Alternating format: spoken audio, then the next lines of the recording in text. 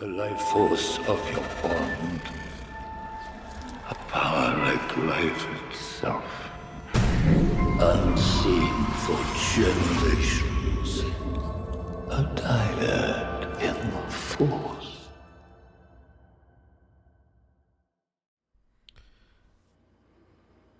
Hello, everybody. Welcome to another episode of Dyad in the Force. This is episode 177. What? Not yet? Wasn't last one? No? No, it Okay. wasn't. Last one was 176. How's it going, We were everybody? so excited that we skipped an episode. Absolutely. We did the content of 2 episodes that time, though, so I can't count. We'll be joined here shortly by a special guest. So until that time, we're just going to stand here. I'm just kidding. This one is I about... smell like, profit. How do you know I'm Connor standing? super chatted 2.51. Yeah, Dyad Voodoo BBE Pooh Connor, thank you for Poo. the £2 yeah Dyad Wooby Dooby Poo Guru Guru Slut. Oh, appreciate it. I'm playing with a few things, so if you don't hear the alert, sorry. But it should be there when I get over this sickness and when I have time to look over all of this stuff. I smell the profit! There it is. Close enough. Shout out to Cal4 for being a member for 35 months. We're joined by a very special guest, Natasha. Hi, guys. How's it going? How's it How's it going? going, Nat? One of the Good. coolest people of all time. Appreciate you. Oh my God, I feel so honored. No, I'm doing great. I'm excited to be here. Yeah, why don't you definitely introduce yourself to the people. Sorry, Great. I am symptomatic and my mind is on a lot of things. Yeah. No, I totally understand that, Fog. So no worries. You take care of yourself. Hello, everybody. My name is Natasha. Also, go by Nat. Either is fine. I am I struggle to actually use the word content creator. I'm a person that likes to talk about things on the internet. And I mostly do that on Twitter and sometimes TikTok. And yeah, I am excited to be here. I'm a big fan of Choco and Element and the space that they have curated here. And yeah, I'm excited to talk about the ACOLYTE. It is the anybody who follows me knows it's like the show I have been the most vocally excited about for a while now. I'm very happy with what the show is doing right now. Particularly this most recent episode. So I'm really excited to be talking to you guys about this one in particular. And yeah, I talk about a lot of other nerd things, but mostly Star Wars these days. That's awesome. I mean, appreciate the kind and wonderful words. You know, we keep on fighting because we try to reach one more person. Whenever we do takedown videos, it's not about that response to that one person. It's about the person that's going to see that video and be like, you know what? I don't want to be as dumb as them. Come on, there you go. Totally. Music. Shout out to Kenny. Hello there, let's go. Member for 25 months. I appreciate you. This is the episode. This is the episode to come on and discuss for sure. For a lot of people. Yeah. The reaction to ACOLYTE has been pretty, and I'm going to speak on the good faith side. Pretty thirsty. Oh. Yeah, I mean, that is good faith, right? I mean, the reaction to ACOLYTE has been mixed for sure. There's been some weak episodes, there's been some strong episodes, but I feel like this episode has relatively, for the majority and for the most part, has had people kind of united on one front or another, whether it's biceps or triceps. The music's a tad loud. Or if it's, you know, if it's some other things that I'm not going to go into.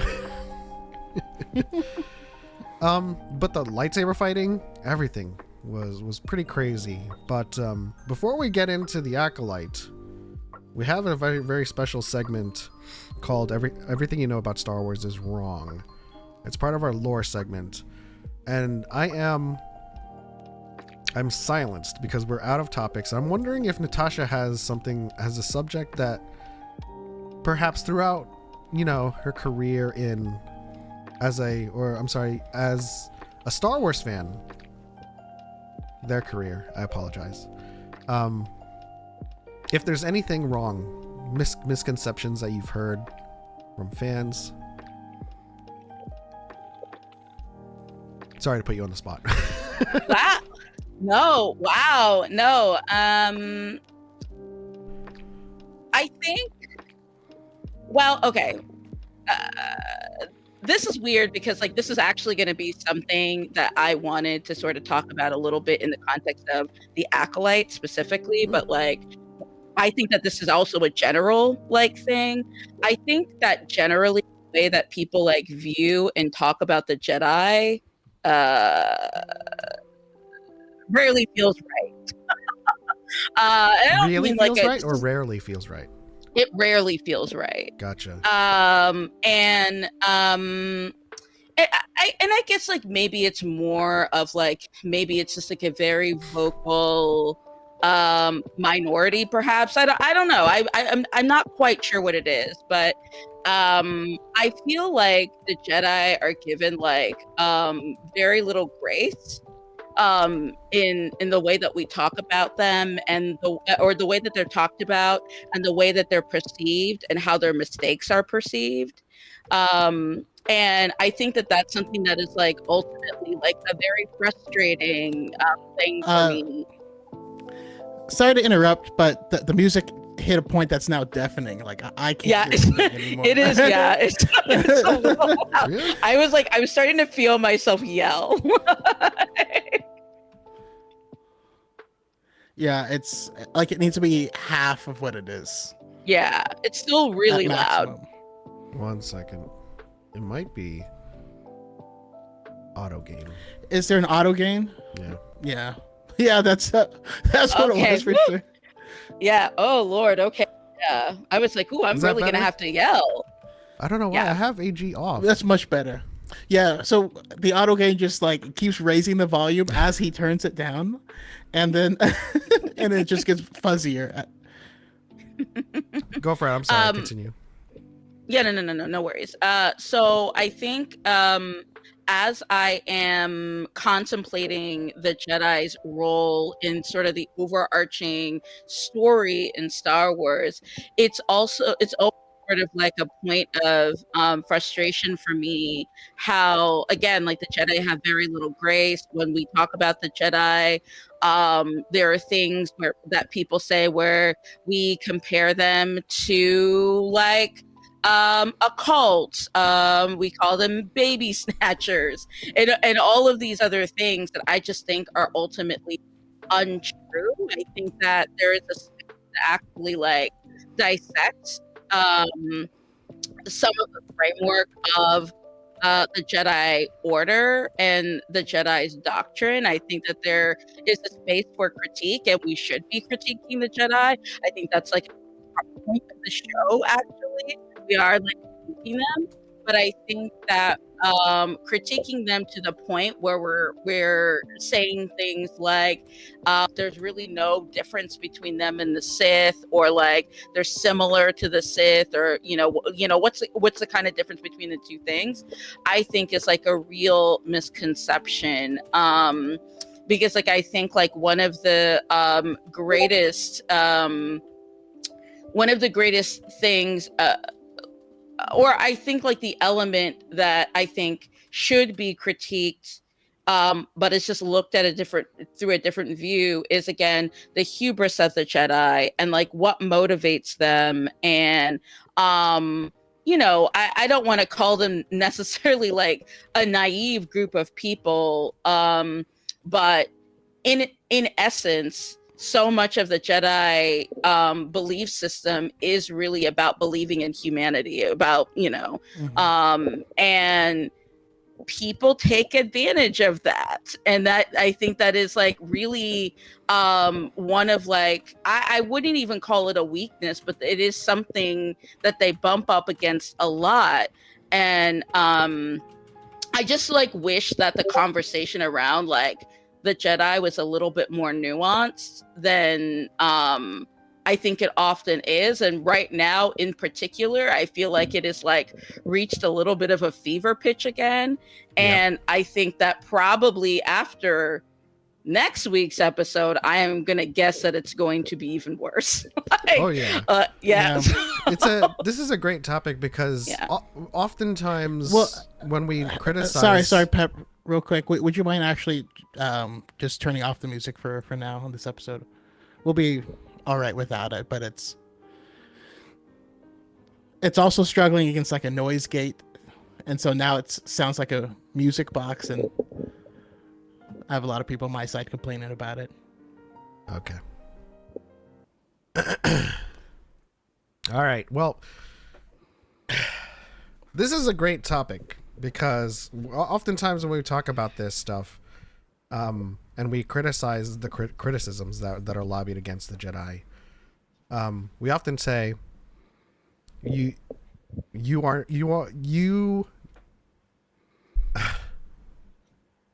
got what I need. You dislike the Jedi's decision to go to war in the Clone Wars, but you love Revan for bringing them into a war with the Mandalorians in Legends. And oftentimes there's a disconnect and an inconsistency with their biases against the Jedi Order. And I think it comes down to largely with those confirmation biases, judging people on an individual level. But when it comes to their criticism of the organization, it's holistic. And that's the thing that gets me the most is the Jedi are not a monolith at any point in Star Wars, right? So yes, you can have someone who makes a decision that's based off of like what they think is the right thing to do, and that's why they have a council, right? Because they all disagree. Their council is not a bunch of yes men, especially when you read the recent book. They're all very, very different with different views, different age points, and just because I'll use an example of one Jedi Master making a bad decision and saying, see, this is proof that the Jedi are bad. And then they'll look at another Jedi Master who makes a good decision, and they'll say, see, that guy is a gray Jedi because he disagrees. And you're like, no, they both just made different decisions. The council asked Qui-Gon to join for that reason. So I fully agree. The Jedi aren't provided any grace. And it's funny because I do have a lot of criticisms about the Jedi, but like objectively speaking, they're still the best group in Star Wars. And so it feels like their inability to be perfect now gets them criticized as being the worst when you actually have these Sith Lords who are actually doing, people say, oh, they kidnap children, which they don't. The Sith, we've seen the Sith kidnapping children to do experiments on. We've seen the Empire kidnapping children. We've seen the First Order kidnapping children. We've never seen the Jedi do it, but for some reason the Jedi are the ones that are accused of it. They're called a cult. When we literally have Sith cultists running around, like that's literally what they are. And it's just so, I don't know, it's so strange. And I even make videos criticizing them. And then I'll get people like jumping to the wrong conclusions. And I'm like, no, that's not what I mean. I'll make another video clarifying it. And then that's the video that takes off. And then people come and go, well, you just think the Jedi are perfect. And I'm like, no, no. It's just wild. And to kind of comment on Nat's comment on like it reaching a fever pitch, in some discussions before episode 4, or even prior to even the show, there were some people expressing that they really wanted the Jedi to be at fault and to be evil in this show. In response to Leslie Headland saying this would be a critique on the institution.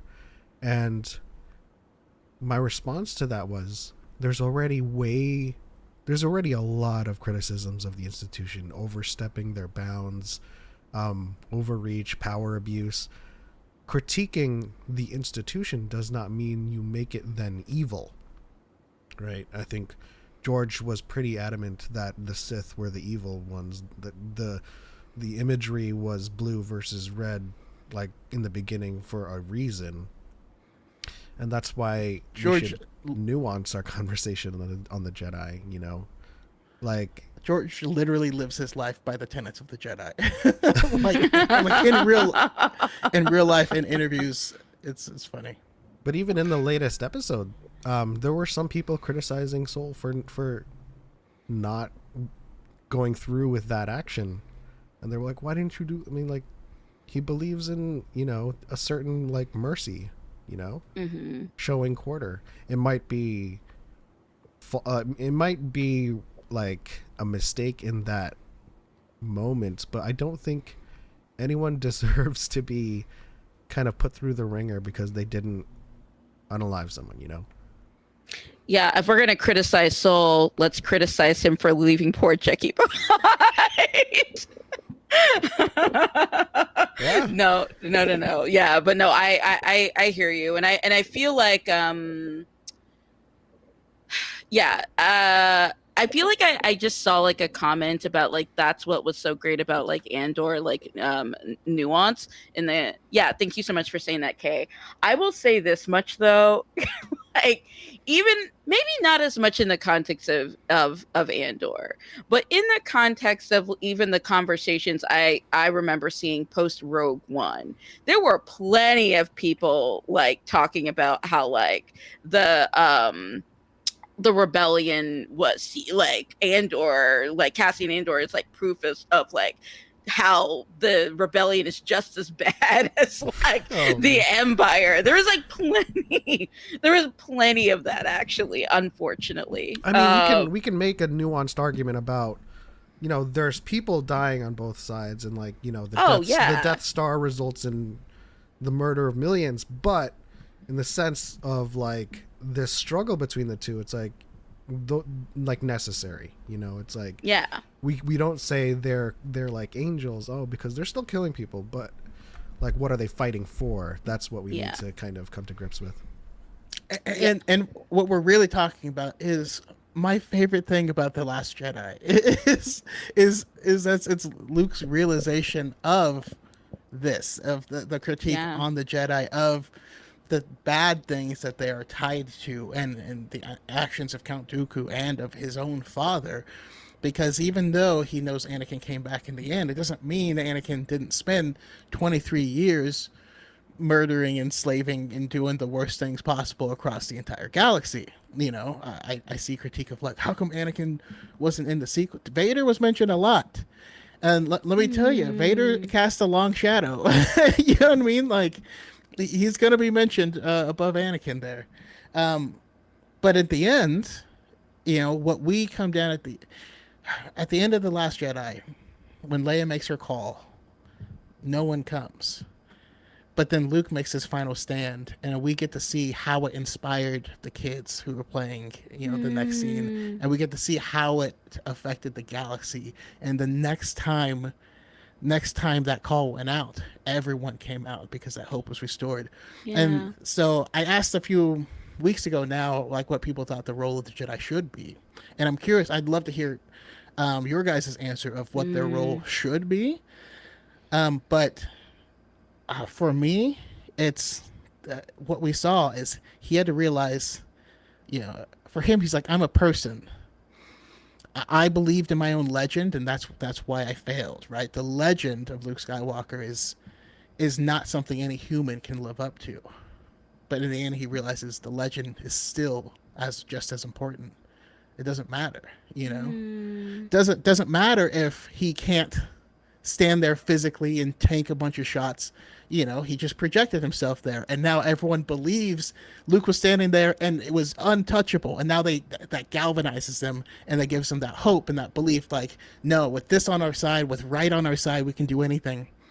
That's what I love, and that's what I think the Jedi's ultimate role should be: is the beacons of light that the non-Jedi are supposed to follow. You know.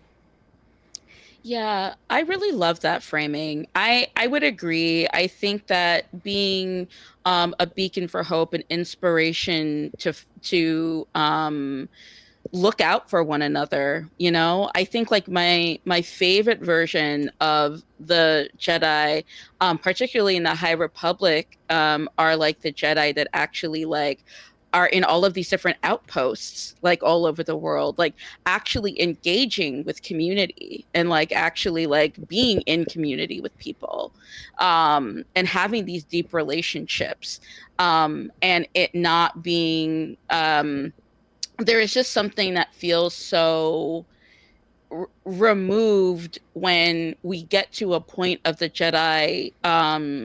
Jedi's journey where they're pretty much in Coruscant, you know, like that's pretty much where almost all of them are. And it feels like it's just so completely removed from the rest of the galaxy. And that relationship, that connection just isn't really there. And it's hard to trust an entity of people, like and believing like sort of like the idea of like the hope that they can provide, if you don't see them, if they're not there, if they're not like actually engaged with you in any sort of way.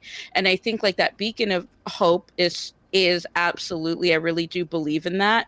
And I think that the Jedi is always the best version of themselves when they are in community and when they are like less in partnership with government. I think that is always the best version. Yeah, I totally agree with that. The role they should definitely play is just community outreach. I think, you know, it's evident from the Living Force that, you know, from Acolyte to Living Force to the prequels, it's clear that the Jedi have removed themselves from the community. They're closing down outposts. They are effectively, you know, with the criticisms of it, lending credence to it, they are now in their ivory towers. Yep. And you can't serve a community if you are not actively a participant of it and know what that community is going through. So having those outposts out there and having little kind of interactions, or just living out there with them, knowing what they're dealing with, you know, went a long way for the Jedi. And so when they started closing outposts and started centralizing power, that meant that along with kind of getting all, you know, close with the Senate, they also started pushing an agenda, right? And so I think going back to the roots of it all, where like they had Kathleen Kennedy. I'm sorry. Oh my God! Don't get me started. Going back to the roots with outposts here and there, where people just kind of made decisions based on the community's needs out there, versus someone on Coruscant being like, "Oh, this is what Batu needs." You know, it's like, just let the outposts speak for themselves and let them kind of do the outreach themselves, and kind of centralizing that all on Coruscant was definitely part of their hubris. It's funny because the one thing I love about the Jedi and how they are portrayed is it's all of a very logical a series of events, right? You have all these outposts all over the place, and the Jedi could be there and they're just not doing much, right? There's not a lot that happens here. Do we really need this outpost? And so they close it, not realizing that because Jedi were there, that's why nothing was happening. Yeah. So as soon as they leave, well, now the criminal activity starts to pick up there. Criminal activity starts to pick up, then the corporations and stuff that were supplying things and trade and all that stuff starts to dry up. And it becomes like this like cascade, you know, that that just runs amok. And it's interesting because that same book, The Living Force, I think every Star Wars fan should read it. Agreed. Ultimately, you see there's something bad that's happening, that happened, and it is because of a Jedi that was not doing what they were supposed to do, that was breaking protocols because they foresaw something bad happening. But that's always a problem. Like throughout all of Star Wars, is seeing something too far in the distance and saying, I can do the wrong thing now to help prevent this thing coming in the future, and then not recognizing the problems that are going to ripple from that thing you're doing now, right? It's like Qui-Gon says, it wasn't focusing on the living force, right? And so there is that balance that needs to be had. And I'm not sure exactly at what level that is, but I think, like you said, being part of the actual communities is the first step. Because if you're all the way on Coruscant, well, you're not going to hear about any of those problems from the local people.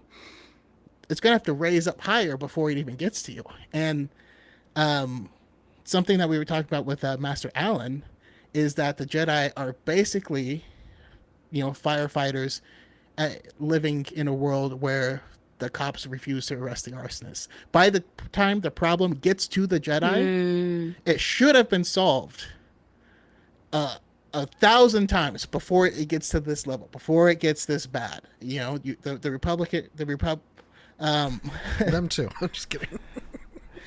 The Republic's politicians, could have done a little bit at the beginning to stop a problem, but they did nothing for their own benefit, and it rolls and gets bigger and gets bigger and gets bigger until it hits where the Jedi have to get involved, and then we criticize the Jedi because they didn't fix the thing they literally can't fix, because that's not something that's their responsibility. They don't have the power to fix it. They can only triage it. Oh, that's a good one. It's like someone gets shot, right? And you blame the paramedics for not being able to triage that wound. Yeah. What about the guy that shot? Yeah. Yeah. But it's an ongoing struggle. It's an ongoing debate, with people. We've always said this: transplanting their religious trauma onto the institution, and we have to combat the indoctrination stuff, because it's legitimately the Jedi are dogmatic in that they have a centralized message of serving the light and the will of the Force, but they are not all indoctrinated. They have people who think critically and think differently. Qui-Gon was invited, like Choco said, to the council for disagreeing with the council. So we often have to fight that misrepresentation of the Jedi as well. But I also think that people need to stop wanting them to be evil, because they're not. Yeah. There are people out there that will make evil choices. Yeah. And it's not the Jedi. And I genuinely do feel like what's frustrating, and like, again, Choco, I think you got to this earlier, is like there are actual real critiques of the Jedi, and like that should be made, and I want to make. And I feel like it is really difficult to do that when the discourse is always really lacking a lot of nuance. Because I do think that I absolutely just reject the whole concept of the Jedi being a cult. I have talked about this ad nauseum. I feel like I am on the edge of like retweeting the thread I made about this in the past, because of like the way the discourse is currently going right now. But like, I do think that while they don't fall into that, I do think that they are dogmatic in a way that doesn't always seem super healthy to me. I think that there are absolutely things to talk about in that way. I think that their commitment to being in relationship in a very specific way with the government does not feel good at all, honestly. No.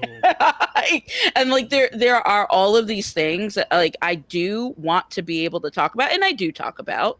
But I feel like every time I try to engage in those like very tangible, real things where like I do think the Jedi like fail to live up to what I know that they want, what I know they want to be.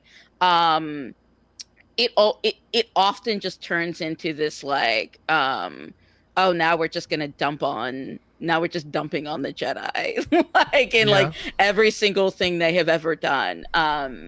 And yeah, it makes me sad because they have done a lot of good.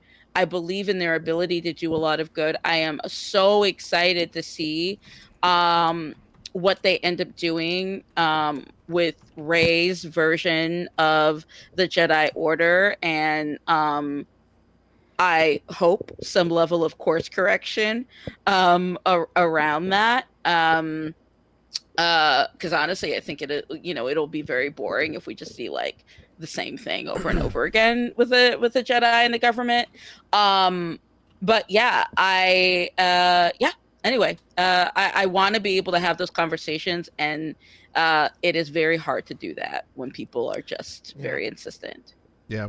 One of the things that's interesting is in Legends, we Luke starts out his Jedi school and starts teaching people the ways of the Force and all this stuff, and then at the very beginning, there is no council, right? Once the people graduate, he's like, "Okay, you guys are Jedi. Go out and be Jedi," And it's I hope it's something that whatever Rey's movie ends up being touches on it, because that ended up being super problematic. Because now you have a bunch of independent Jedi who don't talk to each other, running around imposing their own version of justice on the galaxy, and so you're like, and so that's where I like the discussions, because the discussion should be in the gray, right? There's something in between ruling from your ivory tower on Coruscant and everyone runs around independently and doing their own thing. There has to be something in between those two. Right? I mean, we have situations like, if you read Master and Apprentice, there are rules of like, okay, if a ship gets hijacked, this is kind of how, like a SWAT team would have a rule book of like, this is the most efficient way to like clear a building, right? They have those rules, and then what happens in that book is the Jedi doesn't follow those rules, bad things occur, and so like those types of rules are important too. I don't know, we know that in order to be a Jedi, it honestly doesn't take a lot of instruction or information. What they're doing on Coruscant is they're teaching these kids the different languages. They're teaching them how to solve problems, how to think correctly, how to navigate, different cultures and stuff like that. That's largely what they're learning, not just how to use the Force.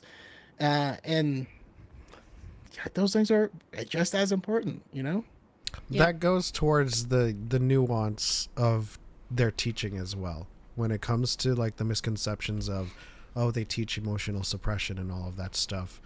And oftentimes we have to combat that by saying it's not in what is the teach. It's not in what is in the teaching. It's in what the student takes from it. Right? Yeah. Because we have a lot of examples of masters saying it's not about suppressing your emotions. It's about not letting them control you. Obi-Wan says in the Clone Wars, it's not that we're not allowed to have these feelings. And so like we have the lost 20 of like 1,000 years of Jedi. There's like 20 students that were kind of like, I don't understand it all.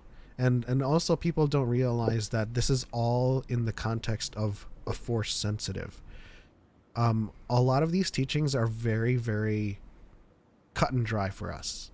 Don't let our emotions control us. Got it.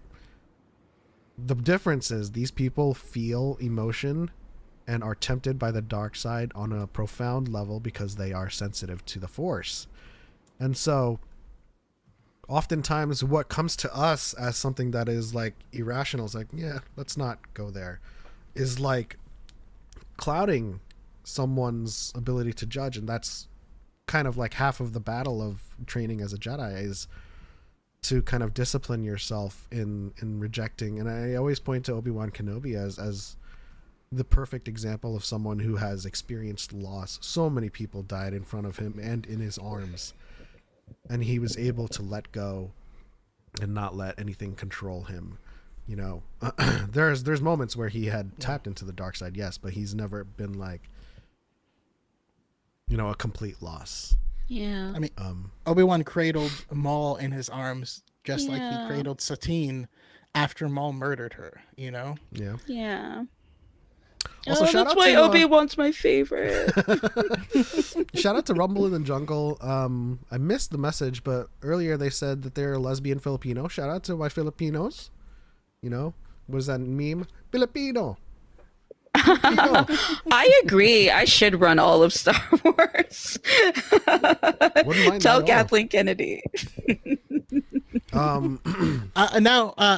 mean, kind of segueing into the episode of the Acolyte, I got to ask you on your opinion on a certain line that dropped here in episode 5. Before we get into the Acolyte, we must honor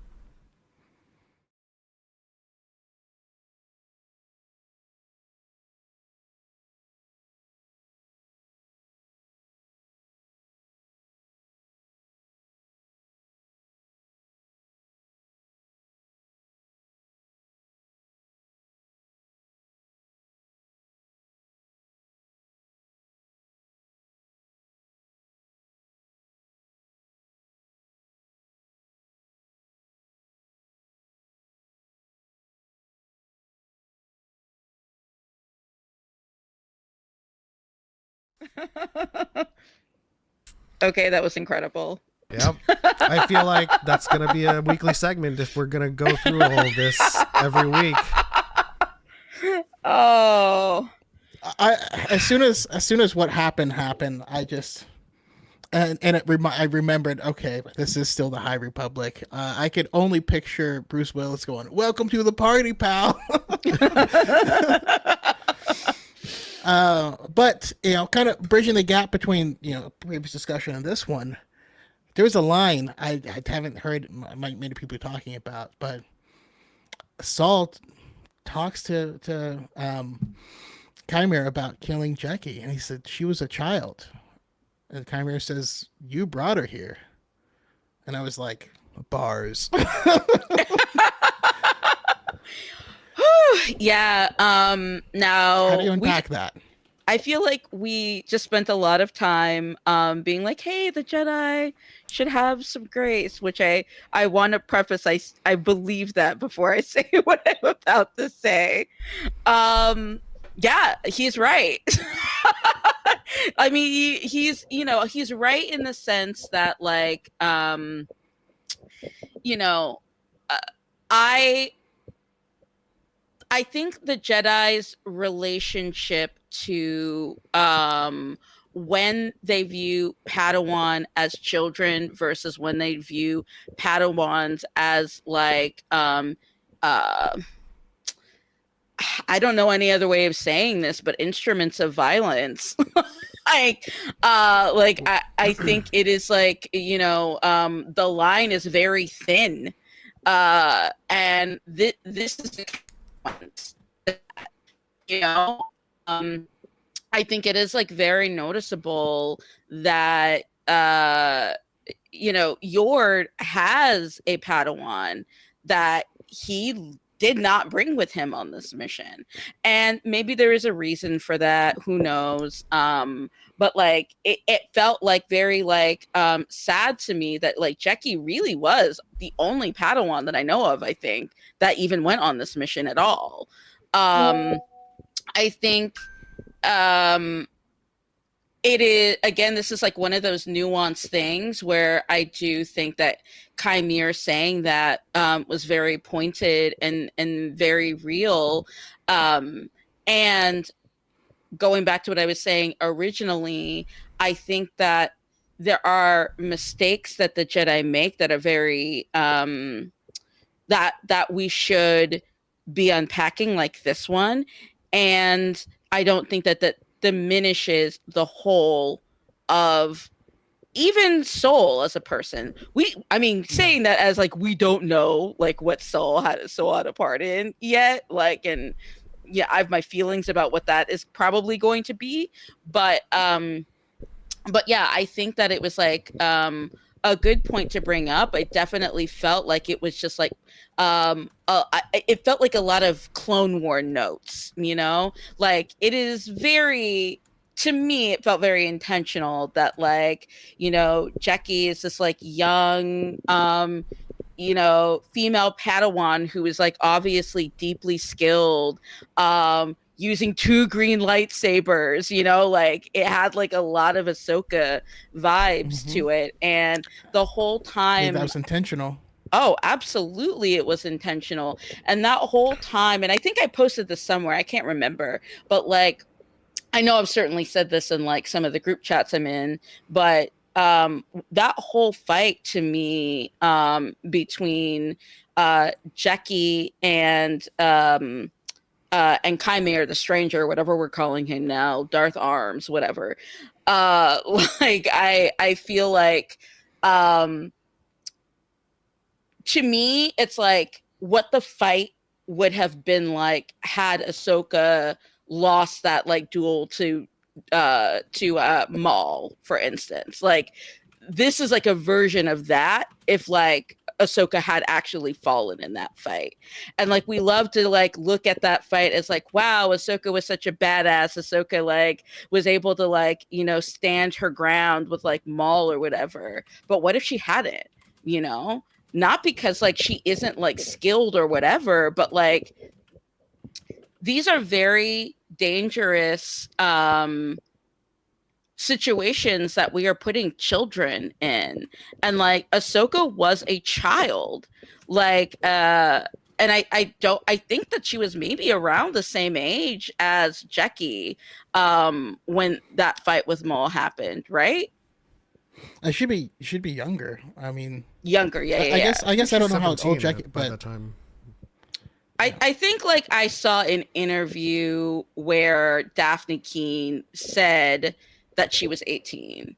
So like Ahsoka definitely would have been younger than that at the time of that fight. But anyway, my point is, Well, I there's do a Grievous think, fight too.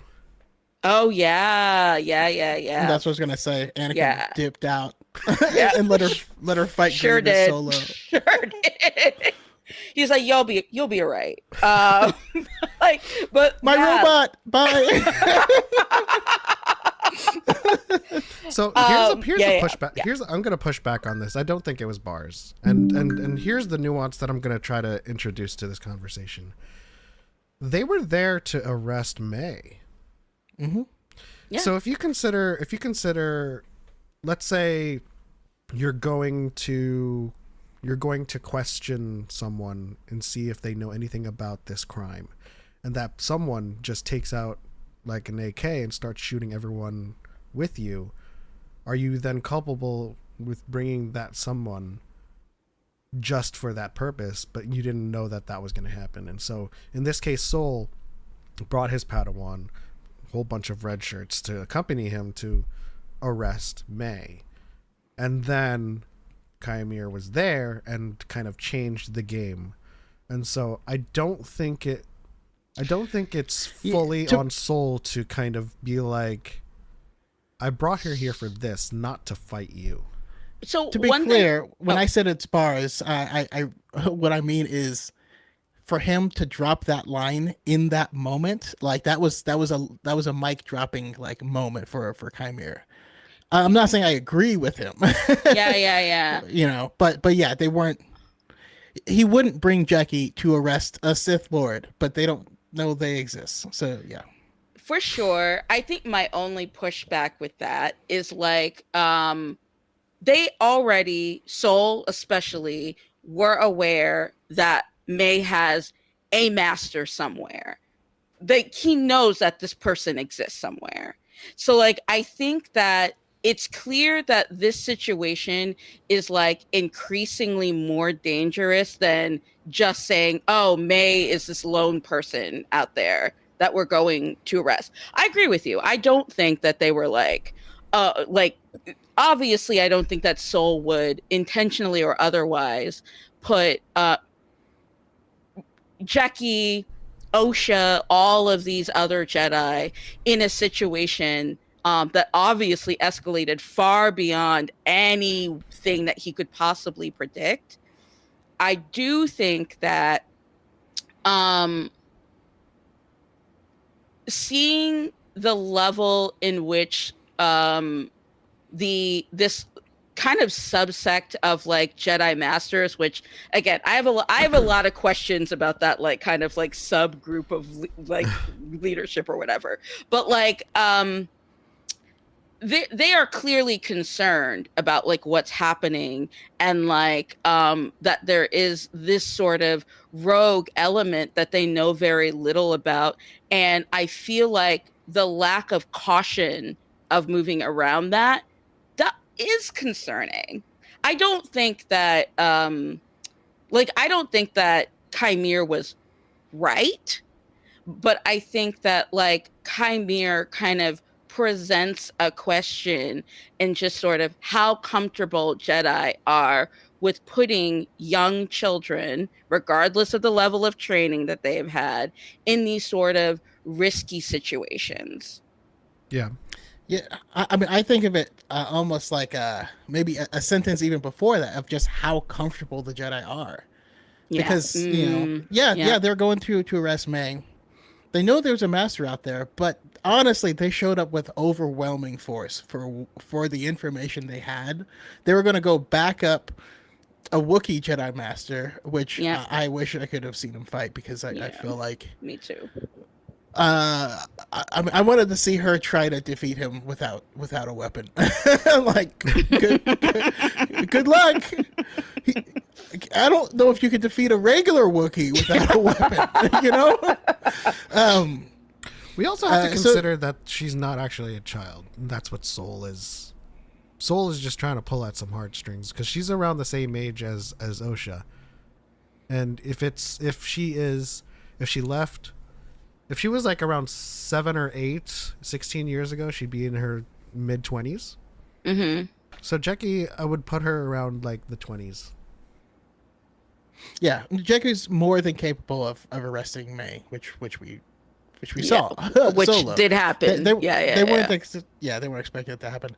But no, in that moment when he drops the line, that was just a perfect dig in that moment against Saul, and then Saul lost his cool.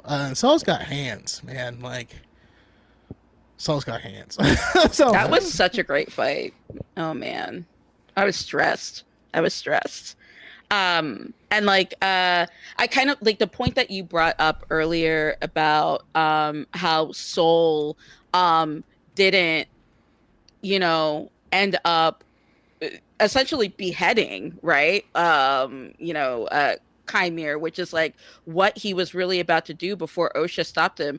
I'm gonna be so completely honest with you, and even I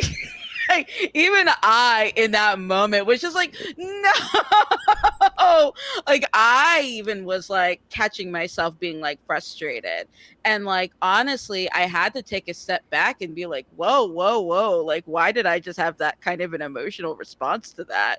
But I agree yeah, with you, by the way. Yeah. I was like, this would solve so many problems. Like if I were a Jedi on the scene, I would be like, this is not the Jedi way, and then cut. Just say, by the way, this isn't my way. I'm gonna do it anyway. But then story-wise, they're presented with the continuity issue. Yeah. They've killed him. They know about the Sith, at least without nuance. So how do they go forward? Yeah, and like, I think that at the from the very beginning of the show, to be honest, I feel like Mace on Twitter had actually posted like a picture of like the Rogue One cast and being like, oh, this is going to be like the next episode of which was correct. But I think from the very beginning I really did feel like this was going to be what the show did, because I don't actually see, based on the narrative that the show has presented, how anybody who is part of this, like on the Jedi side, can live. I think like narratively, I don't think it makes sense for any of them to survive. I will say that I did think that Yord and Jackie would live a little bit longer. Same. Yeah. But yeah, I didn't think that either Welcome one to of the them party, pal. We were in our reaction to the episode. I like right then and there. I was like, I thought they were safe for a little longer. And like, I was especially like, this is the High Republic. What am I saying? I know we were all fools. We should have known right from the beginning. But I will say, when he killed Jackie, I was like, okay, well, Yord will be fine for like at least like the next episode or so. They wouldn't kill them both in the same episode. I was like, and yeah, he snapped his neck. That is so hard. Like, okay, I get it. Stab Jackie a couple of times, and then Yord comes in, and you're like, okay, maybe he might get stabbed too. But like, dang, they went hard on that dispatch. Like, Kymir was like, you see these biceps? no, he's like, yeah, I've been working. I've been working. I'm ready for this. Wow, yeah. Can we talk about how good that reveal was? Now we were already suspecting it was Kymir the entire time, but when I say that reveal, I mean every time we saw him before, he was wearing like shabby big clothing. He was hunched over, and I'm still remembering the Good Place, like. He told me he rose like this, like when the arms came out, you're just like, oh, he been eating Wheaties. Like, what the hell? Yeah, he was pretty ripped in the Good Place. He was. But he wasn't big. He didn't have those arms, No. Yeah, he wasn't bulky quite like that. Like he definitely bulked up for this. I will. Like he could give Blake Bortles a run for his money. That's what I'm saying. Even Simu Liu was like, dang.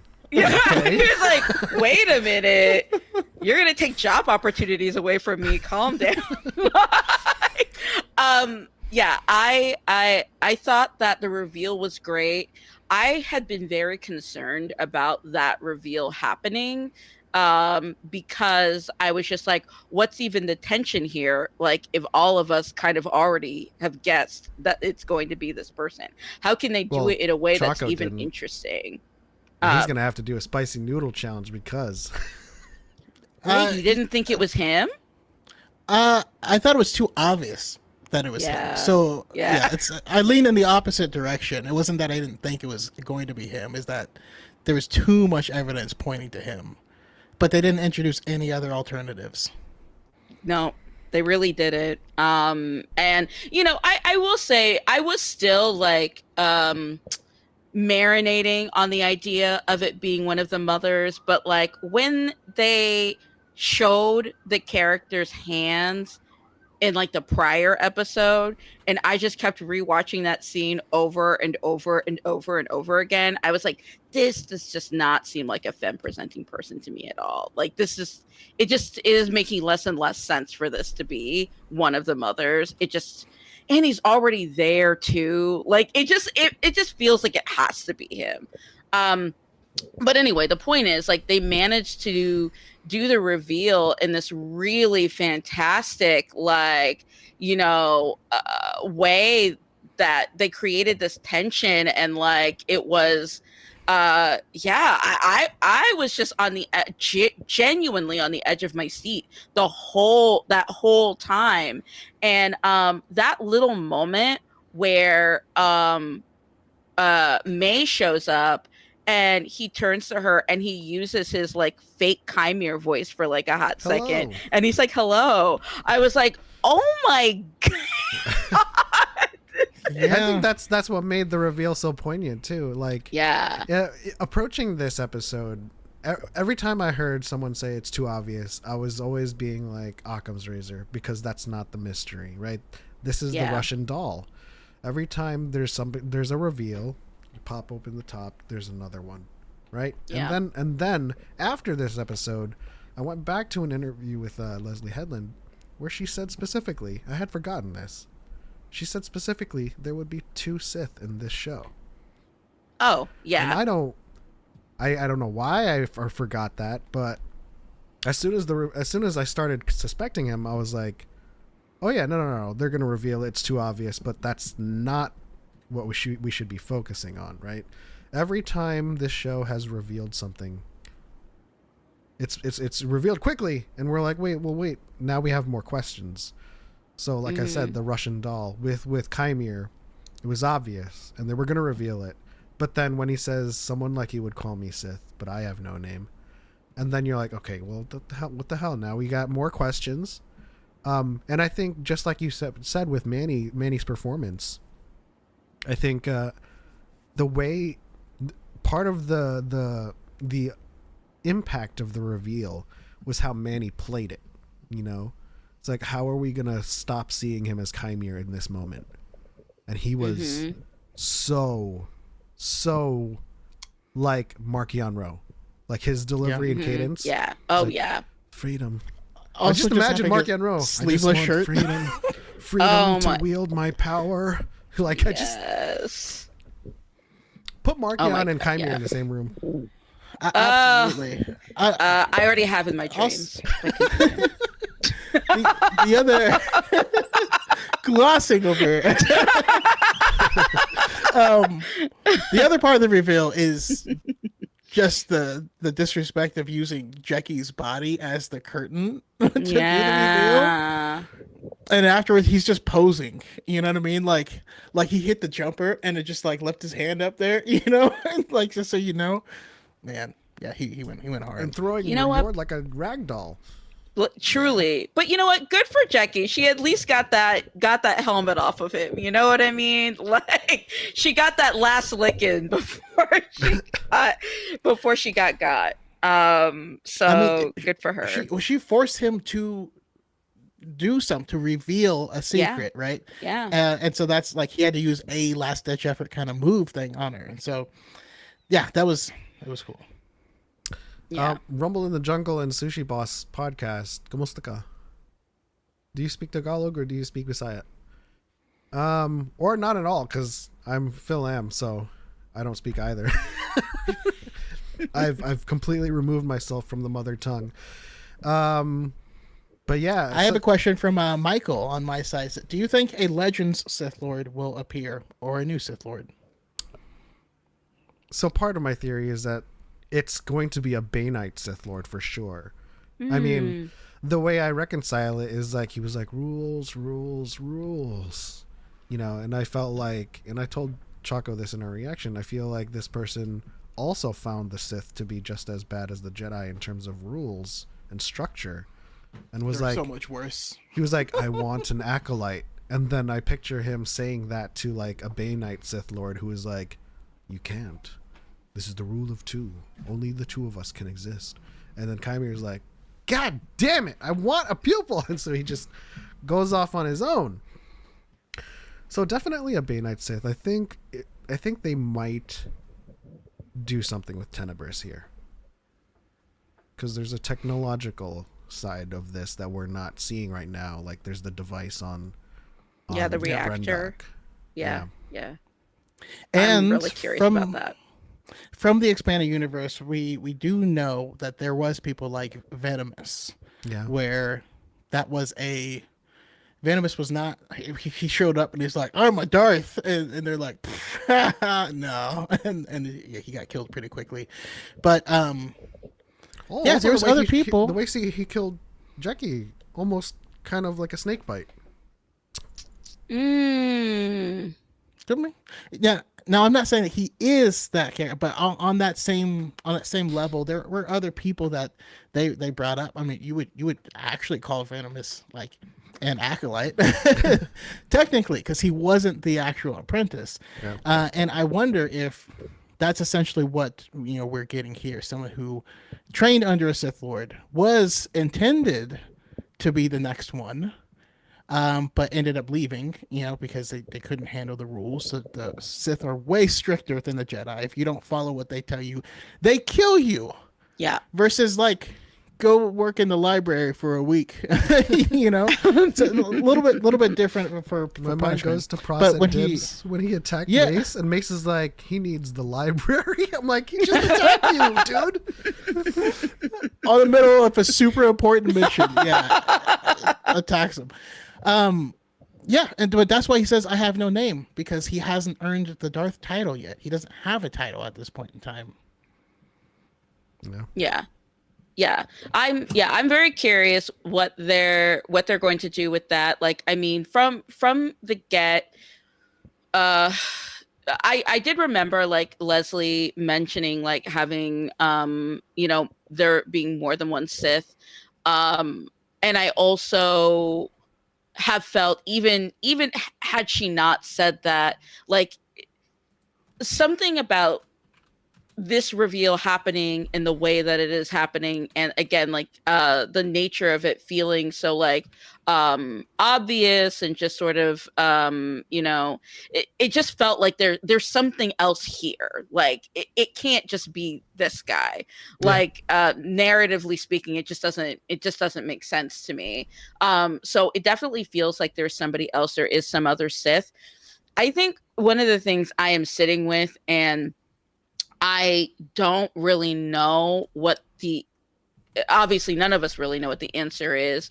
But the witches fit in here. This coven fits in here somewhere. And that's the thing. That's the outlier in all of this that I can't quite figure out, like, what that is.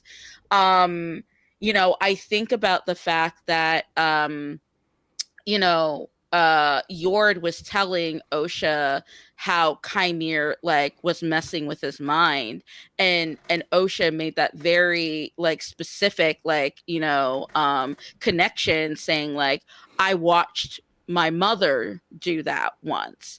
And like, I just feel like, obviously anything could be a red herring, right? It is where we're unraveling a mystery, but it just feels like they wouldn't have made that connection for nothing.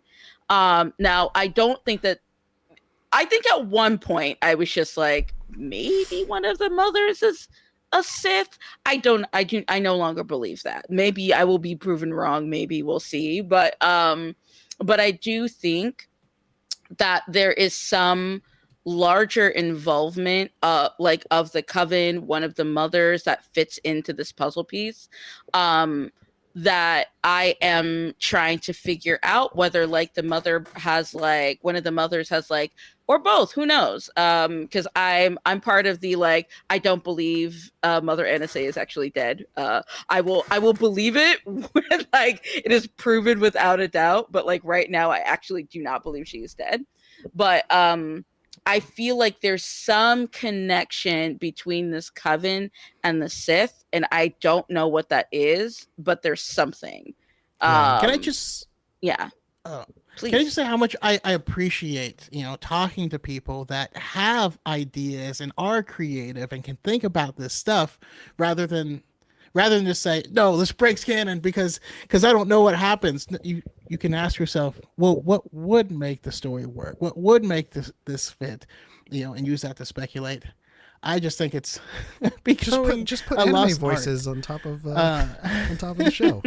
Explain everything for them. So where I was coming down on this though personally is I feel like what happened back in the day, I think maybe someone in that coven. I smell profit. Jedi, Rumble but no one in the knew who was jungle. actually doing the controlling. Thank you so much, Rumble in the Jungle and Sushi Boss podcast. We'll definitely have to. Ikaw ang pinaka mahusay. I don't know what that means, but also just to answer your question earlier, I'm from Mindanao. I was born in Cagayan de Oro. No. But I don't know what you just said there. Ikaw is you, but I don't know the other word. Yeah, I don't know any of it. So, but no, what I was saying is I think at some point in the past, someone was being controlled, and I believe Saul struck down Mother Anastasia, not knowing who was doing the controlling, and then in that moment he realizes Mother Anastasia was the only thing keeping Osha. That was the only thing that was going to let Osha come be a Jedi, and I think at that point he went to go find Osha. And I also fully believe that he had the opportunity to save May. I think maybe when they both fell and he grabbed Osha, maybe he looked down and he could see May still able to be saved, but knowing if I bring May out, then she's going to make it difficult for Osha to join, and maybe he let her die or something like that. But that's why he's so like adamant on, I need to take care of her. This is my problem. I did this. I need to keep Osha safe, because I'm essentially, her mom now, and I think that's going to hurt the most. Yeah, I really love that theory, and I think like one of the things I've been thinking about a lot this week is whatever Soul did, it was something like personal, and like I think having a part in or being directly the person even who killed Mother Anastasia, or he believes he killed Mother Anastasia, because I'm still not convinced she's actually dead.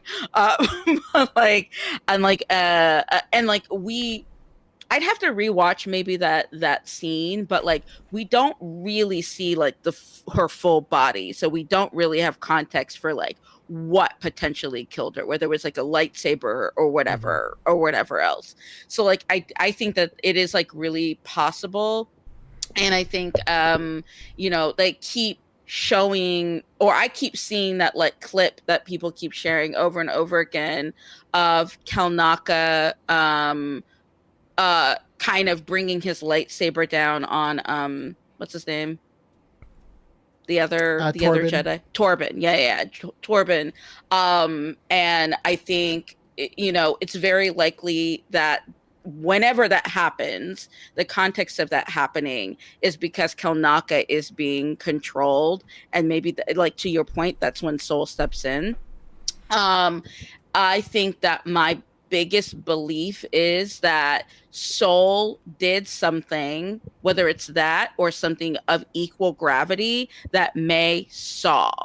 And like it would make a lot of sense, that last interaction that May and Osha have, where Osha's like, what did you do? And May is like, what did you do? Yeah. Right? Because like, Osha's really the one who was like welcoming the Jedi, being like, wanting to go to them, and like in essence, like kind of inviting them into the sacred space where their coven lives.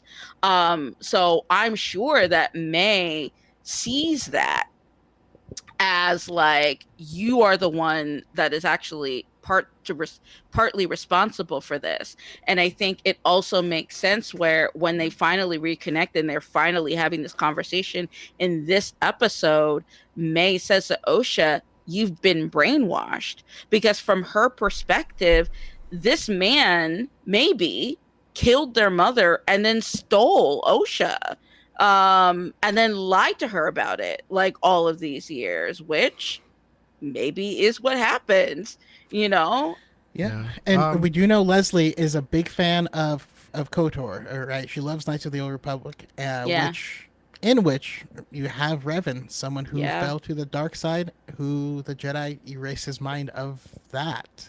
Yeah. So, yeah. we'll see. To comment on Rumble in the Jungle and Sushi podcast, you told me to point left. If you had asked me where something is, I would have been. But you told me to point. So anytime someone asks me where something is, I tell them with my kiss. But Also, hello, Chase. Great to see you. my thinking is actually with Chimere's origin right now. I do think some part of me thinks that a Sith was involved in providing the means with which the Coven found safe haven. They're like, hey, this spot, I know this spot, this planet is largely inhabited, as they said. You can rest here and be safe and everything, but while you're here, I would love for you to experiment on something. And this is kind of like the Tenebris Plagueis angle, where they're part of an experiment. And I think that now that the Jedi had found them, something went down where that Sith was like, we need to eliminate them and start from scratch. But Yeah, much like Palpatine told Dooku to get rid of Ventress. my thinking though is with Chimere's origin, and I think the soul sensing something familiar, him saying you don't remember me, and Yord saying you. I feel like Chimere used to be also a Jedi that left to train with the Sith at a young age, because then, you know, Chimere's like, you don't remember me. But also Yord has no business recognizing Chimere. He didn't meet him in the store. So Interesting you say that, because how did the Coven know so much about the Jedi, and how is she drawing the Jedi's insignia, as a child, if there hadn't been that contact or anything before? There could be a connection there. I like that. Yeah, I think. Yeah, I really like the idea of there being like a that kind of like connection. I think my working theory, and hearing this, like this is really interesting. But my working theory for Osha in particular having like this like fixation with the Jedi was maybe Soul had already connected with Osha, and like that just is not like a perspective like we have seen yet or whatever. Like it's clear in the episode where we're on Brandok that like he had been following Osha for quite some time. It was clear at that point she'd already kind of gained this sort of like fixation with the Jedi for whatever reason. When the Jedi show up and Soul particularly like kind of comes forward, she feels like instantly comfortable. She feels like, this is somebody that she can trust. And it always struck me as odd that they had never met before, because like they were moving very much as people that had moved before or had met before and had some sort of connection. I'm not saying that it necessarily means that they had met like a bunch of times, but I'm very curious when we get to not the next episode, but I think the episode after that one. I think a lot of people are like saying that it is likely to be like a another flashback episode. I think what we're going to get in this one, this next episode, is going to be more of like Chimere and May and Soul having their versions of whatever this thing happened as something that they're going to like talk through. And then I think the following episode is going to be more of like, this is actually showing us like what happened. And in that flashback, I'm really hoping that it is the perspective of somebody that can give a fuller picture of some of the gaps that I think that we're seeing. Like, again, I really want there to be an explanation for why Osha. It's not just so much that Osha knows who the Jedi are. Totally, that, you know, I feel like there are ways in which it would make sense, but like, I want there to be an explanation for why she is so trusting and so ready to leave like everyone that she knows behind for the Jedi. And it feels like there was some level of trust building that predated the events that we are seeing in the story. And I personally think it would be kind of cool if we saw the perspective of oh my god, why do I keep forgetting like that one Jedi's name? The one that's like still like a Padawan in the flashback. Torben. Yeah. Torben. Torben. Oh my god. Torben. Poor kid. He deserves better than me forgetting it over and over again. But Torben.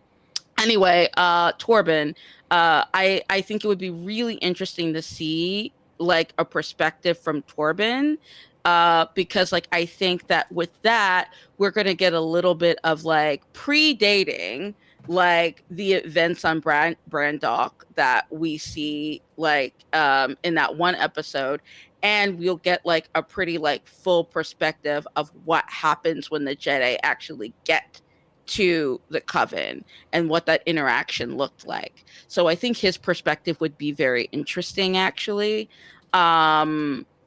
especially kind of given the context of his like last meeting with May. I think fleshing out his perspective would be really interesting. But I don't know.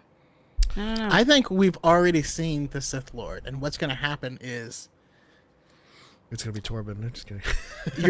you're gonna hear a lightsaber snap on, Yeah. and then you're gonna hear another lightsaber snap on. The room's gonna glow red, and at that moment, Basil's gonna step in and go. They go full Beyblade. Please. And he's gonna have Basil will have the deepest voice of everyone as well. Be like, "You fools! You thought Darth me small Basil. and foolish. Who's the fool now?" And then he kills everyone and leaves, and that's the end. And there's not even credits at the end. It's just over. It's just dark. It's just black screen. No, that's great. Yeah, I do think I support that ending. The Jedi's culpability in all of this is first their abuse of power, second their overreach and overstepping of bounds, and third failure to save the Coven. Yeah. Because as Leslie said, this was a critique on the institution. That doesn't mean that the institution was going to turn out to be evil. I think what had happened could be as a result, like Choco said, of someone being controlled, but also the Jedi had failed to kind of recognize that and could have saved people but didn't. And it all goes back to like Torben saying we thought we were doing the right thing. Yep. So I don't know what that thing is, but I know for a fact that there's a lot of people hoping that the Jedi that the Jedi on Brendok will have like just massacred everyone, and I'm just like that doesn't. There's no way that's what happens. Yeah. I feel like 100% sure that whatever happened in that moment, the Jedi thought in that moment that what they were doing was the right choice and the good choice. And it may have been the better of two evils, because they have been forced to make those choices quite a lot. But yeah, they're not evil by nature. Yeah. And so we get to the end of the episode, well, penultimate moment of the episode where May and Osha have this disagreement. Obviously, Osha is kind of set in her ways or her thinking, and May thinks that she's been brainwashed. So what do we think is May's kind of end game by disguising herself as Osha and going back with Soul? I mean, killing him. I think to me, she had. I feel like when it felt like she was just willingly going with a Jedi, which I don't know. There's some spotty writing there that like we don't need to revisit from like the previous episode, but like I I thought initially like, oh, you're just trying to go back with the Jedi, because like that that's where your sister is, and you're just trying to like re-engage with her, right? Like, and have an opportunity to do that. Now that she has like re-engaged with her sister, and her sister is still like, actually, no, I don't have anything to do with you. I don't believe you, and I think you should go to jail. I think like maybe she feels like I don't think like she's back on the path of wanting to kill Soul in service to this master anymore. I think it would be in service to avenging like what happened to her family, and the way that like she feels like the Jedi have taken her sister from her. Like, I do genuinely think that like her goal is to kill Soul, or something similar to that. um I am hopeful of two things. Like, one, I want to believe that Soul is going back to this ship knowing that that is not Osha. Like, I am hopeful that he can tell the difference somehow, like sensory or otherwise, that that is not her. um but we'll see. Like, maybe he really does think it's Osha. We'll see. um but I think more importantly, I hope that the realization that it is May comes very quickly in the next episode. Whether it's like because Basil blows up her spot or whatever like way that like, that is revealed. Like I hope they get that out of the way fast, because I really want to see a real dialogue between the two of them, that unpacks what happened. Like, I really, really want this next episode to be something that like gives us these really strong character moments and conversations, that like deepens the context of these relationships and the story that we are watching, before we kind of kick it up into high gear, probably with these last two episodes. I want things to kind of slow down a little bit, and for things to be very like conversation heavy. And I'm kind of hoping that we see a similar thing, honestly, between Osha and Chimere. Like, I want to see them having like a real conversation, and I kind of want it revealed to Osha, whether she chooses to believe it or not, at least some version of the truth of what actually happened, back in Brandok, and for that reveal to come to her. I'm That's what I'm hopeful for. But like, to the original question, yeah, I think May's intent is to kill him, but I don't think that that is what is going to actually like transpire, or even attempt to transpire in this next one. Yeah. I'm actually I on feel strongly. I'm actually on the opposite end. I think May wishes to expose the truth from Soul, and try to get Soul to tell her what he thinks happened. And I think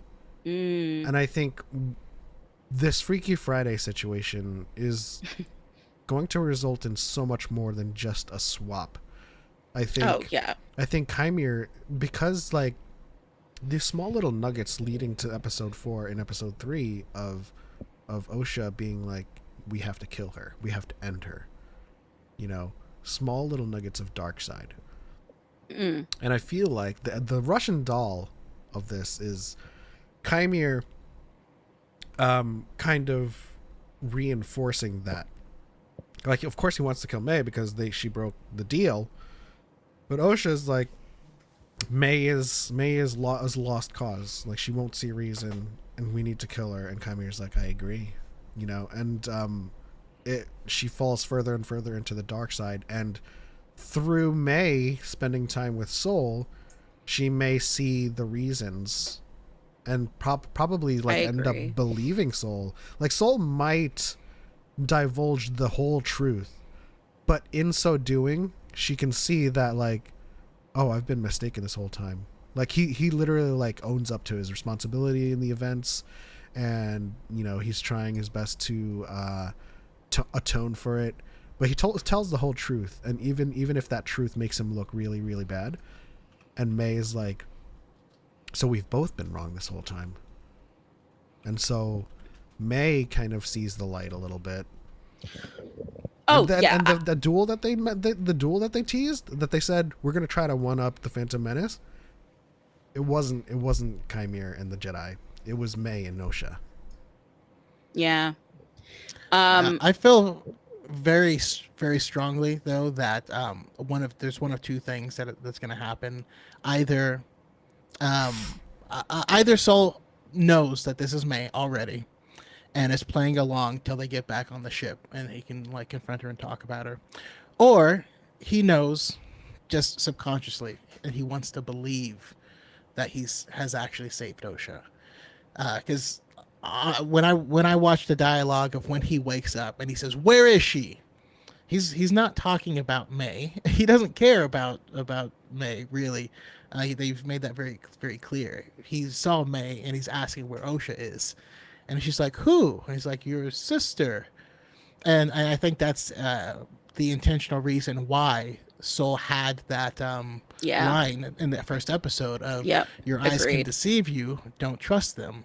And I think that's also why Vernestra said that, you know, you were too close to this, you know, and wanted to send someone else. And I think that is his heart. That attachment is going to be, you know, could be the issue here.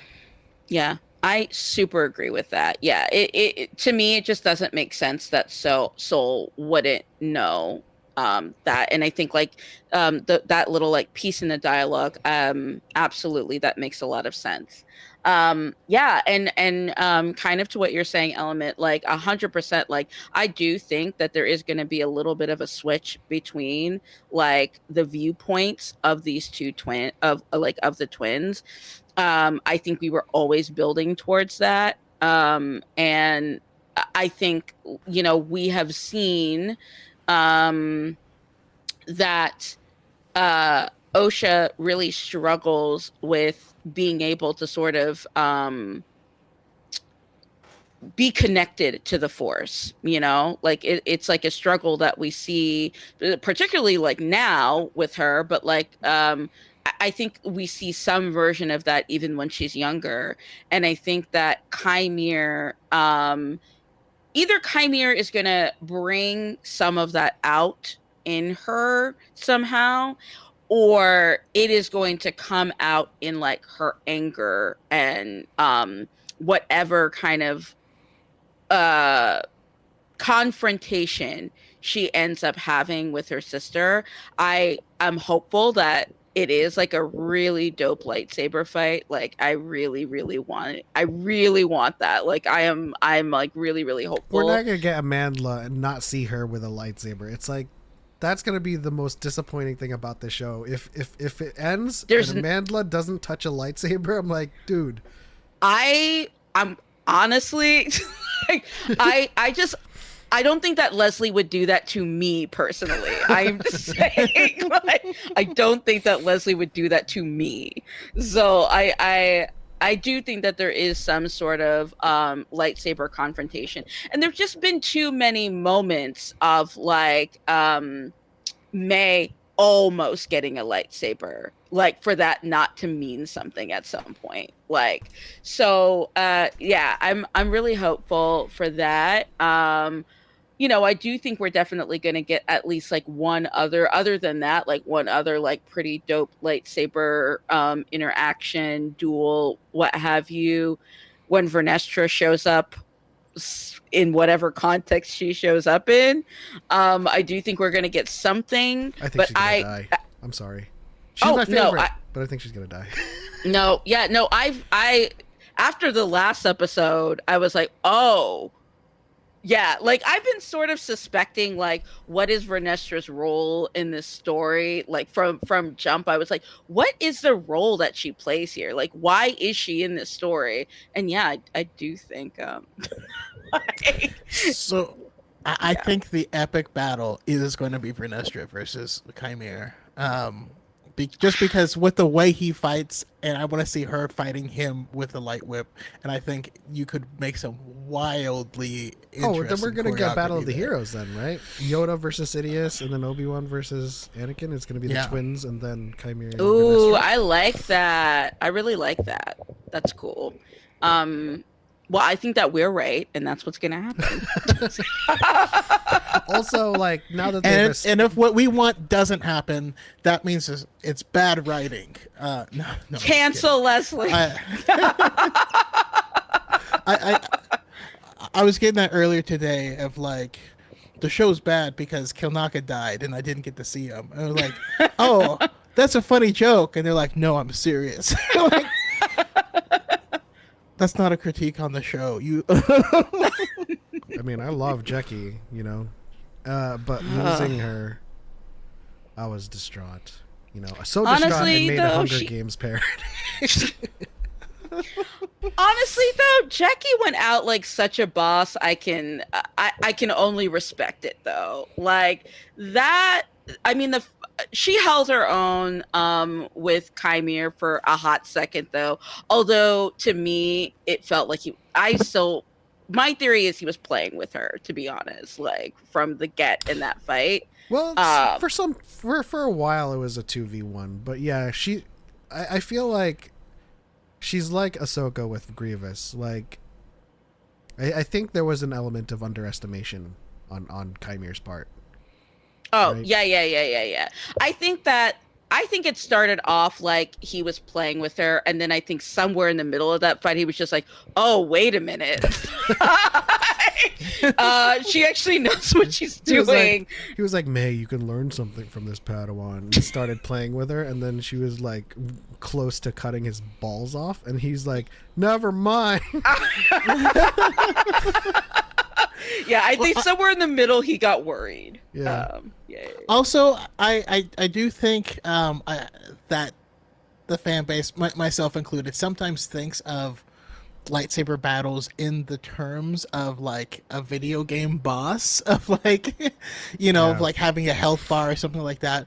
But in reality, even if he is like a much better fighter, she was fighting with enough aggression and with enough eyes on her own defenses that it is entirely possible he was just like, he's dealing with this whirlwind waiting for an opening, and because she's a Jedi, that's what she's trained to guard is to be always on the defensive.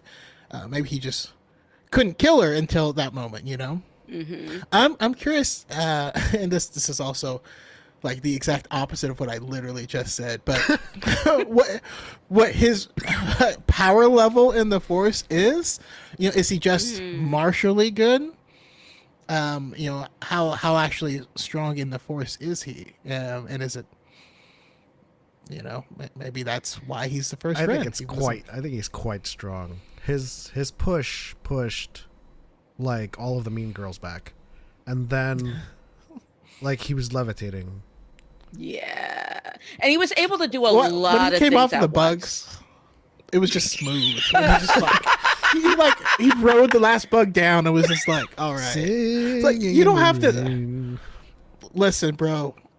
People think you're sexy enough. You don't have to get off the bugs all sexy. It's weird. Honestly, he was like, I don't know how to not be sexy, so yeah, I think his power level is high. Like he was doing a lot of things at once. Is all I'm saying. He was whipping around those Jedi Knights like they were nothing, like they were toys. This did not strike me as somebody who was not like deeply strong in the Force, in some way. Also, if you look at frame by frame, his hands don't touch Yord. Do you think he force snapped his neck? He just went like this. What? No, I think he grabbed his head and then he flexed his bicep.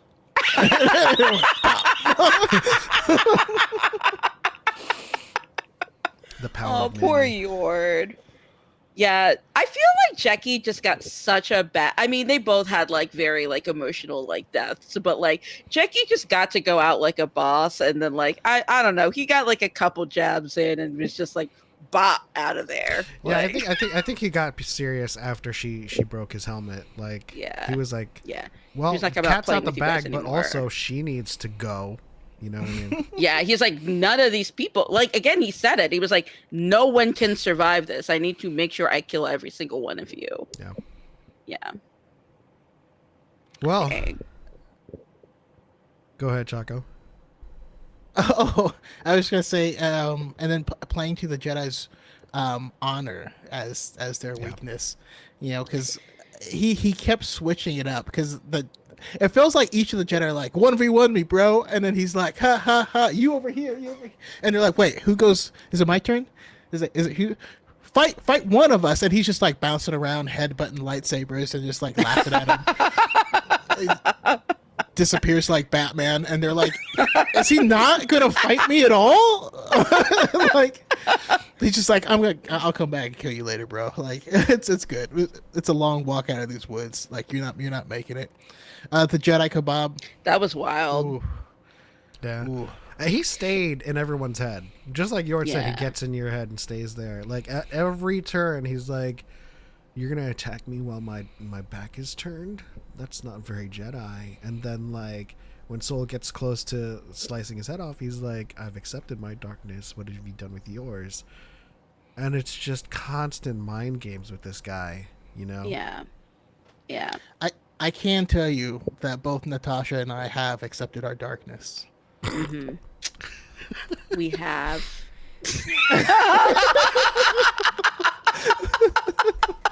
I'm sorry, I had to. Is this where I go, yo, yo? Some soul, you know.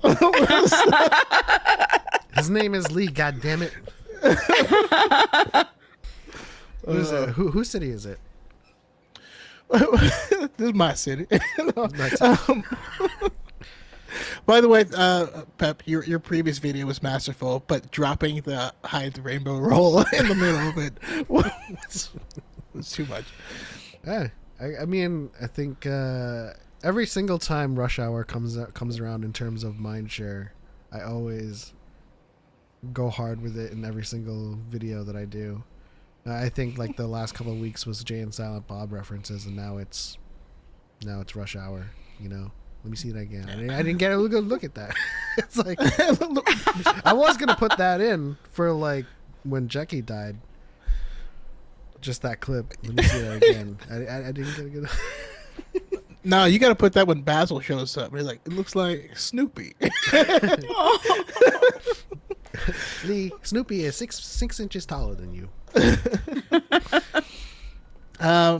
Do we have anything we've missed on the episode, or do you have any hot takes that you got brewing? Well, just going. This is literally like just vibes, but I have like maybe like one sort of hot take, but like before I get to that, like I meant to say this earlier, the Jedi kebab honestly was just giving me such like Ventress vibes. I just kept meaning to say that at some point because like it just made me think of like that one of the first episodes I think like we have of her with that like one clone trooper where she has her lightsaber out and she just forces him like forward like into her lightsaber. I was just like, oh my god, I just know that. And then she kisses him. Yeah. And then a young Choco was like, Yahtzee. I fell in love and I've been in love ever since. I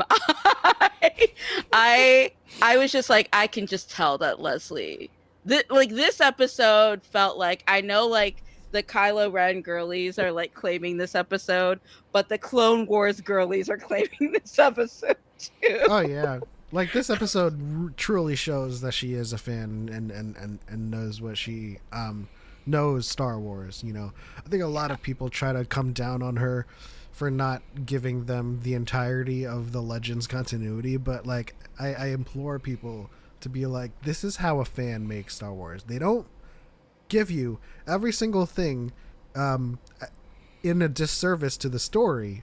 They give you the story and be like, here's some Legends stuff you don't know about.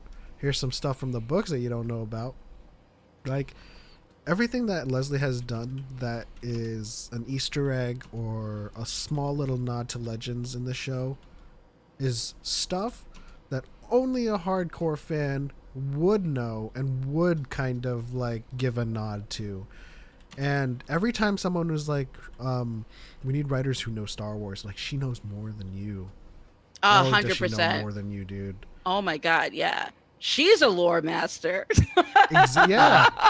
I mean, She like is. every time, Yeah. like I've seen some interviews of the cast talking about Leslie, and every time they had a question, she would just go on like a 10-minute tangent on the lore of their question, and I'm just like, sometimes that's what I want to do, but like TikTok limit is 10 minutes, so I kind of need to condense the video for attention spans. But she knows a lot.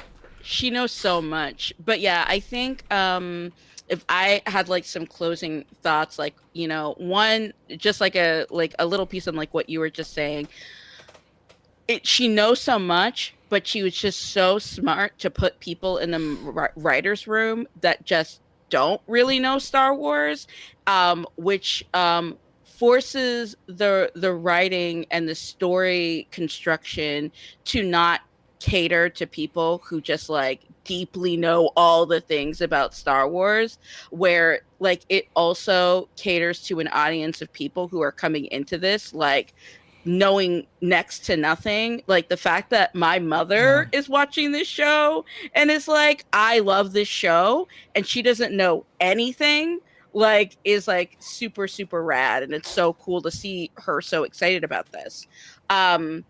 One thing I will say, and I think that this is like one of my little critiques of the show at the moment, but I am kind of waiting to see like how things progress before I like get on like my soapbox about it, is like, so you know, earlier we kind of already talked about and unpacked like how people view the Jedi, like our relationship to the Jedi, how we view them and their mistakes and things like that.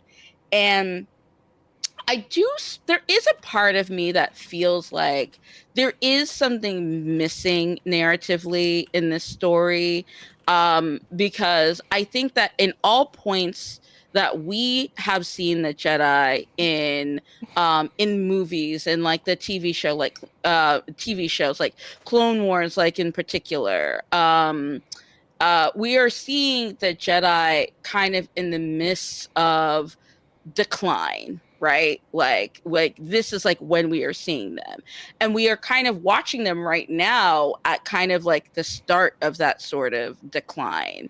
Breaking point. Yeah, for sure. We're seeing that.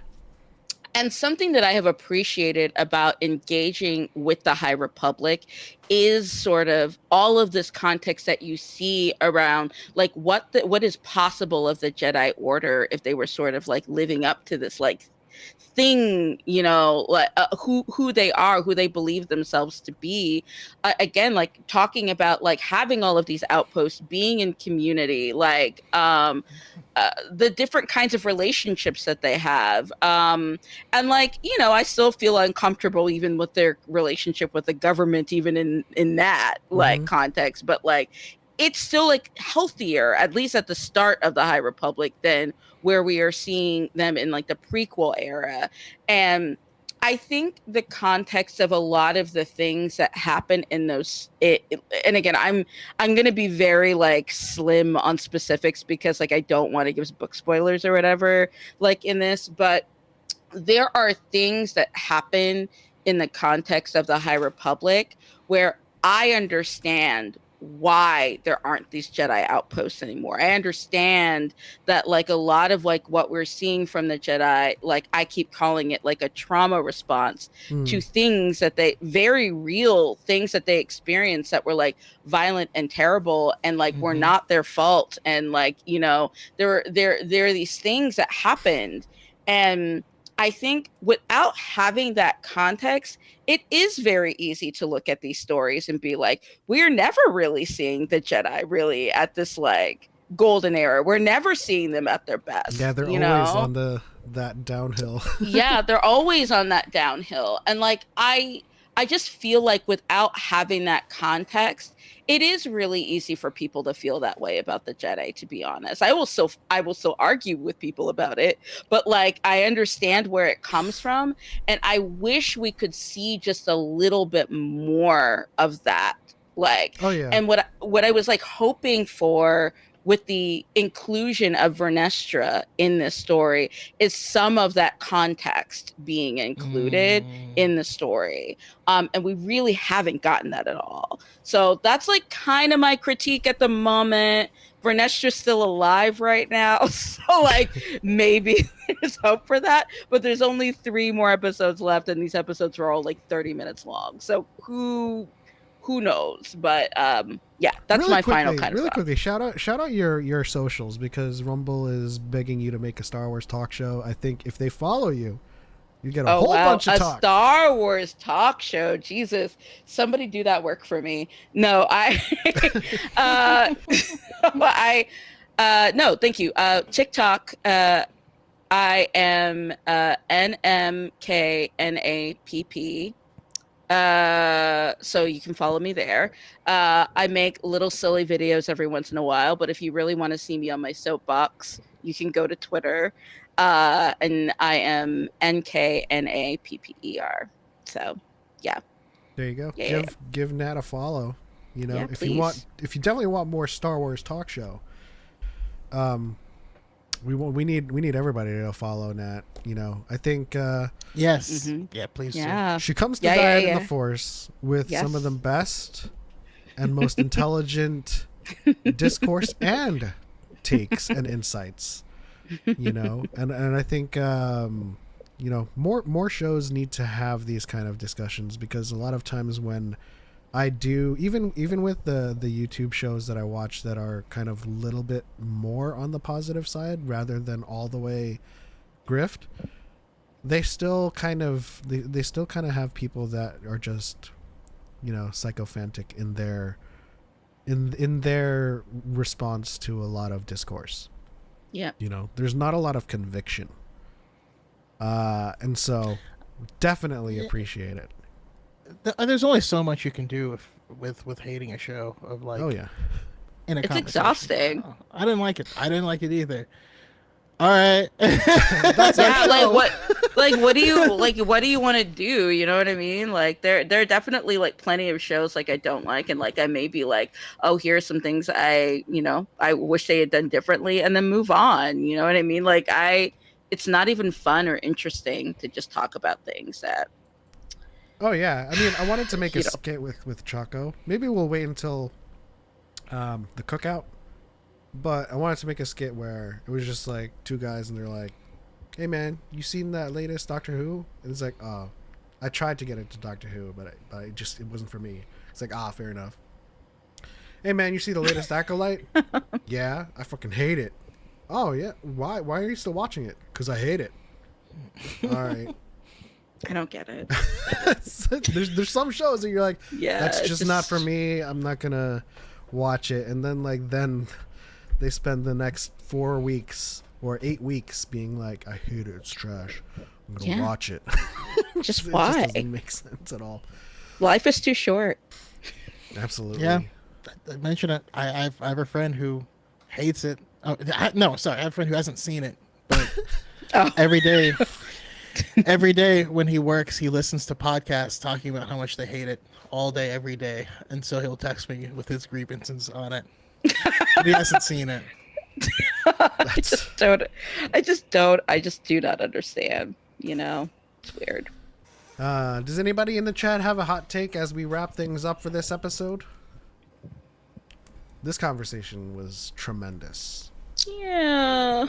And the This episode was so fun. was tremendous and sad. Yeah. And for those of you who missed it, I'm going to do this again.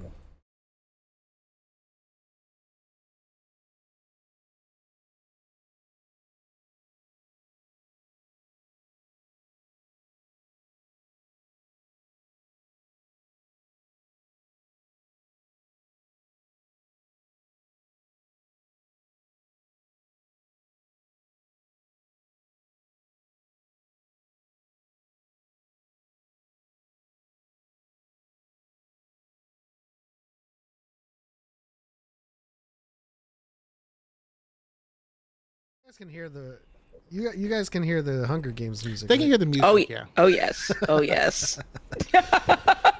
I mean, I thought it was apropos. I think with the next episode next week, if there's bound to be more, if there's bound to be more casualties, then there's going to be more of the fallen memorial for sure.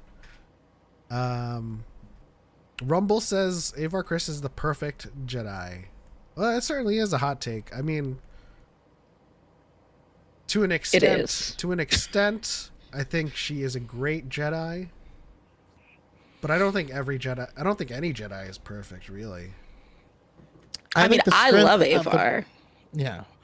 The strength of the Jedi are their uniqueness. And I love watching Avar realize that she doesn't have to be everything. She doesn't have to be the perfect Jedi. She can be herself, and that is enough.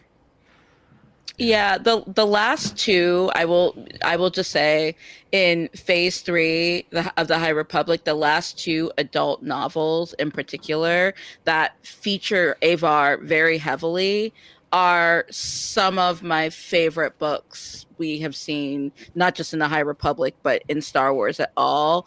I think that Avar is just just like what you were saying, Choco, Avar is just such a perfect example of like, what does it mean to like let go of that idea of being perfect, of needing to be this thing for everybody, that you're not. She really rediscovers herself in a way that is just so, it's just so thoughtful and so beautiful, and like I am very terrified for her like likelihood So I of haven't finished the book. So Oh no, I'm not. I'm just saying that, like, I'm not saying that specifically because anytime that I love a character this much in Star Wars, they're just not long for this world. Is all I'm saying.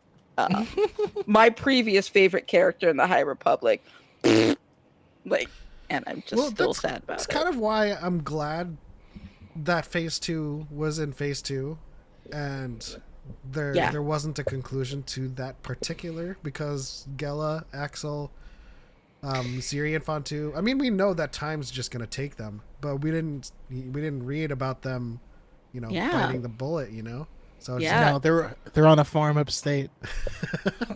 they're in Tahiti. They're skipping on the beach in Tahiti right now. All right. Oh man, yeah. Don't tell me otherwise. Oh man, yeah. But I want to thank Nat for coming on and being a guest on our show. The conversation is always fantastic, and the insight is incredible. And this is what we live for. Our conversations are so much better than y'all who just hate it and then just end the conversation with it's trash and you have nothing else to talk about for 45 minutes. It's sad. If it lasts for that long anyway.